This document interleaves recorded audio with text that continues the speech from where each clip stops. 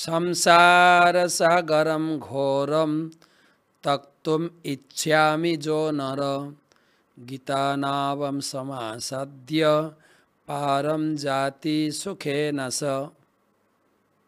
এই দুঃখ সংসার সমুদ্র অতিক্রম করতে চাইলে গীতারূপী নৌকার আশ্রয় গ্রহণ করো। আজকের গীতা পাঠ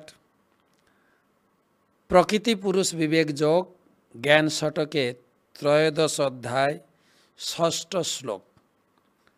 মহাভূতান অহংকার বুদ্ধি অব্যক্তমেব চ ইন্দ্রিয়াণি দশৈকম চ पंच च इंद्रिय गोचरः।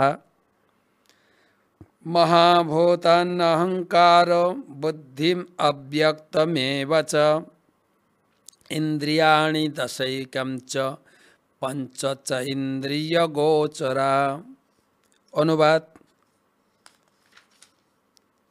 पंच महाभूत अहंकार बुद्धि अव्यक्त 10 इंद्रिय मन ও ইন্দ্রিয়ের 5টি বিষয় দিয়ে এই ক্ষেত্র তৈরি হয়েছে। আমরা শুনছি অর্জুনের 6টি প্রশ্ন ছিল ক্ষেত্র ক্ষেত্রজ্ঞ, জ্ঞান জ্ঞেয় এবং প্রকৃতি পুরুষ। 6টি তত্ত্ব আমাকে বুঝিয়ে বলো। ভগবান এই দেহকে বলেছেন ক্ষেত্র, দেহের মালিক আত্মা পরমাত্মা হচ্ছে ক্ষেত্রজ্ঞ। এখন সেই ক্ষেত্র সম্বন্ধে বিস্তারিত বলছেন।